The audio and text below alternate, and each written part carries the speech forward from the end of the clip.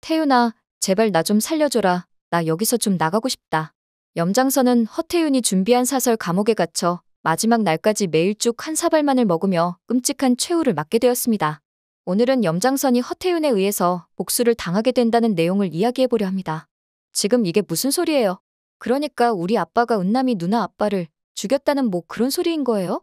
우연히 여운남이 하는 이야기를 듣게 된 허태윤은 자신의 아빠 허일도가 살인자라는 이야기를 쉽게 수긍할 수 없었습니다. 그동안 누나랑 아빠의 사이가 안 좋은 건 알았지만 그냥 새아빠라서 사이가 안 좋은 건 줄 알았지 두 사람 사이에 이런 사연까지 있는 줄은 몰랐죠. 불어터진 라면을 보면서 깊은 생각에 잠겼던 허태윤은 그 뒤로 허일도의 일거수일투족을 살펴보았습니다. 그리고 허일도가 웬 총 하나를 갖고 있는 걸 보고는 깜짝 놀라 쏘스라치게 놀라고 말았죠. 그렇게 허태윤은 허일도가 총을 갖고 집 밖을 나가자 도대체 아버지가 왜 총을 들고 나간 건지 의아해 그 뒤를 따라가 보았고 멀리서 총알이 발사되는 소리를 듣고 놀라서 소리 나는 쪽으로 뛰어갔습니다. 총을 맞고 쓰러진 서동주를 보고 화난 허태윤이 서동주에게 달려가 그를 부축하고는 허일도를 노려보면서 말을 하길, 아버지, 도대체 이게 지금 무슨 짓이에요? 도대체 동주 형한테 총을 왜 쏘신 거예요?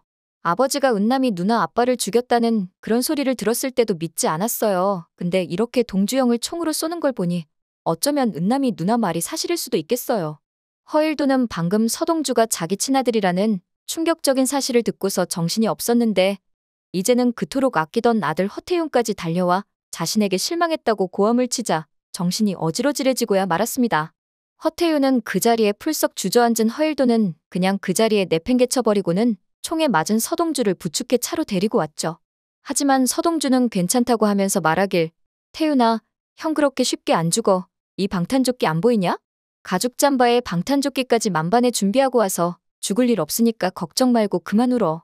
그리고 서동주가 허태윤을 애틋하게 보며 말하길, 으이구, 이렇게 보니까 너도 다 컸네. 너 볼 때마다 내 친동생 같았는데 근데 진짜 네가 내 친동. 까지만 말하고 말을 멈춘 서동주는 허태윤을 집까지 데려다 주고는 복수를 마무리하기 위해 다시 서둘렀습니다. 하지만 눈치가 빠른 허태윤은 서동주가 자신의 친형이자 허일도의 아들이라는 것을 눈치채고야 말았죠. 그리고 두 사람 사이를 속이고 이간질한 게 바로 염장선이라는 것도 알아내었어요. 허태윤은 염장선이 얼마나 악랄한지 알았기에 이대로 두었다가는 자신이 아끼는 서동주가 진짜 죽을지도 모른다는 생각이 들어 차라리 서동주가 멀리 떠나면 좋겠다고까지 생각했죠. 만약 그렇게 할 수 없다면 지금부터라도 자신이 형과 아버지 허일도의 복수를 도와야겠다고 생각했습니다. 평소 착하게 살아온 허태윤이었지만 착한 만큼 반대로 화가 나면 누구보다도 무서운 성격을 거진 허태윤이었기 때문에 누구보다도 비밀스럽고 철저하게 염장선에 대한 복수를 시작했습니다. 한편 서동주를 없애는데 실패한 염장선은 허일도에게 친아들을 없애라고 지시해왔던 것마저 들켜 매우 당황할 수밖에 없는 상황이었습니다. 허일도는 염장선에게 찾아가서 그의 목을 조르며 분노를 표현했어요. 아들을 죽이라고 사주하실 때마다 얼마나 큰 쾌감을 느끼셨습니까? 허일도에게 목이 졸린 염장선은 제발 살려달라고 말을 했고 이때 청구호가 등장해서 허일도를 떼어내 허일도는 바닥으로 대굴대굴 굴러버렸습니다. 눈에 피눈물이 고인 허일도가 분노하며 말하길, 어떻게 인두겁을 쓰고 그러실 수가 있습니까? 당신 때문에 나는 내 동료들의 이름도 밀고 하고 내가 사랑했던 내 첫사랑과 내 가장 친한 친구마저 절벽에서 밀어 강물에 떨어뜨렸습니다. 그것도 모자라서 내 친아들까지 몇 번이나 죽이려고 했다고요? 절대 염장선 당신 용서 못합니다. 그렇게 허일도는 다시 한번 염장선에게 달려들었고 염장선의 한쪽 귀를 물고 놓지 않았습니다.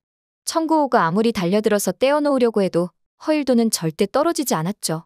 그렇게 염장선은 비명소리를 지르면서 제발 살려달라고 외쳤고 결국 허일도가 염장선에게서 떨어져 나왔지만 염장선은 귀를 매우 크게 다쳐서 한쪽 귀가 안 들리는 지경에 처하고 말았어요.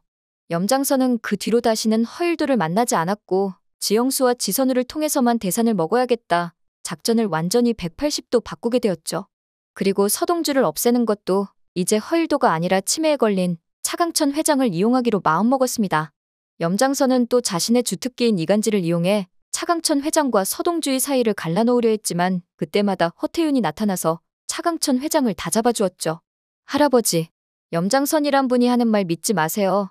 서동주 형이 선우 형 넘어뜨리려 한단 말 그거 다 이간질하려고 지어낸 말이에요. 그러니까 그 말에 절대 넘어가시면 안 돼요. 지금 할아버지가 믿고 의지할 수 있는 유일한 사람은 서동주 형뿐이라고요? 아셨죠? 제 말 이해되시죠? 차강천은 알았다면서 고개를 끄덕였고 그렇게 염장선에게는 치매가 심한 척 염장선의 마음을 안심시키면서도 다른 한편으로는 허태윤과 서동주 이 두 사람만을 믿어야겠다 마음먹었습니다. 그러던 중 배원배에 의해 기적적으로 살아난 관리자는 눈을 뜨자마자 서동주를 찾았어요. 서동주에게 민들레 홀씨 자료를 찾았느냐 물었고 서동주는 덕분에 찾아냈다고 말했죠. 관리자는 서동주에게 무릎을 꿇으며 말했습니다. 내가 그때 정말 미안했습니다. 염장선 이 악마 같은 인간의 지시를 받으며 인간으로서 하지 말아야 할 짓을 너무 많이 했어요. 당신 아버지가 당신을 죽이게 했으면 안 됐는데요. 그 예쁘고 어린 아이를 살려줬어야 하는데 말이죠. 지금부터라도 제가 염장선에게 복수를 해 염장선 때문에 제 명에 살지 못한 사람들을 위해서 복수해주고 싶은데 도와주시겠습니까? 관리자는 자신에게 평생 못할 짓을 시키고는 청구호를 이용해 자신을 죽이려고까지 한 염장선을 절대 용서할 수 없었습니다. 그렇게 관리자는 염장선을 납치했고 염장선의 건물 지하 7층에 데리고 갔어요.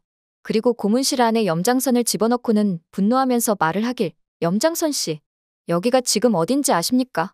당신이 그토록 괴롭혔던 많은 사람들, 그 사람들이 끔찍하게 죽어가던 곳이에요. 이제 이곳에 당신이 왔네요. 이제 당신이 당할 차례입니다. 관리자는 그동안 염장선이 데려다 놓은 사람들에게 했던 고문을 똑같이 염장선에게 행했고 염장선은 제발 살려달라고 외쳤어요.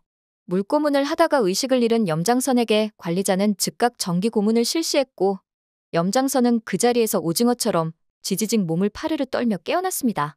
성보현은 사라진 염장선을 걱정하면서 실종신고라도 해야 되지 않겠냐고 말했지만 염희철은 단호하게 거절을 했죠. 염희철이 성보현에게 말을 하길 큰어머니 들려드릴 게 있습니다. 얼마 전 검사실로 익명 배달 온 녹취록이에요. 민들레 홀씨라는 민간 사찰 작전에 의해 큰아버님의 모든 대화가 녹취가 되었는데 만약 이게 공개가 되기라도 한다면 큰아버님은 아주 큰 불명예를 안고 평생 감옥에서 보내셔야 할 겁니다. 명예를 누구보다 중요시 여기시고 자존심이 누구보다 센 큰아버지께는 그게 죽기보다 더한 고통일 수 있어요. 아마도 큰아버지께서는 자신의 이 녹취록이 세상에 공개될 것을 염려해서 자취를 감춰버리신 게 아닐까 싶습니다. 우리가 찾지 않아주기를 바라고 계실 거예요. 성보현은 염희철의 말에 수긍을 했죠. 하지만 청구호는 그럴 수 없다면서 그 녹취록을 보여달라고 말을 했습니다. 그리고 청구호는 그 녹취록 안에 자신과 관련된 내용이 있는 것을 보고는 너무 놀라 그 자리에 풀썩 주저앉고 말았죠. 그렇게 아무도 염장선의 실종 신고를 하지 않았고 염장선은 그렇게 세상에서 사라진 사람이 되고야 말았어요. 관리자는 염장선을 그렇게 몇 달 내내 고문을 하고는 서동주에게 이제 어떡하면 되냐고 물었죠. 그러자 서동주가 관리자에게 말하길 이제 청구호가 염장선을 잘 관리해줄 거라 말했습니다. 염장선은 청구호가 등장한 것을 보고 자신을 구해주러 온 것이라 생각해 손을 허이허이 흔들었습니다. 그리고 애타는 목소리로 애원하길 구호야, 와줘서 고맙다. 제발 나 좀 살려줘라. 나는 더 이상 하루도 이곳에서 못 버티겠다. 하지만 청구호가 염장선을 발로 툭 치며 말했죠. 선생님, 저는 선생님을 구해드리러 온 게 아닙니다. 선생님에게 복수를 하러 온 것이죠. 민들레 홀씨 사찰 녹음 기록을 다 들었습니다. 제 아버지를 죽인 게 선생님이시더군요.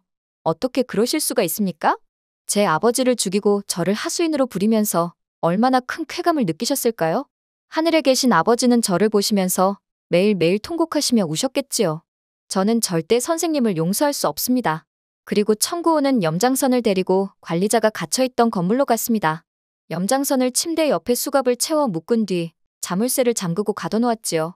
그리고 매일 멸치 한 개와 죽 한 사발만을 주며 그곳에서 한 발짝도 못 움직이게 만들었죠. 이곳을 아는 사람은 서동주, 허태윤, 청구호, 이렇게 염장선에게 복수할 명분을 가진 단 3사람뿐이었습니다. 아무도 찾지 않는 사람이 되어버린 염장선은 그렇게 죽을 때까지 그곳에 갇히게 되었습니다. 염장선은 자신의 비참한 신세를 비관하며 매일매일 눈물만 흘릴 뿐이었습니다. 오늘 영상 재밌으셨다면 구독과 좋아요 부탁드려요.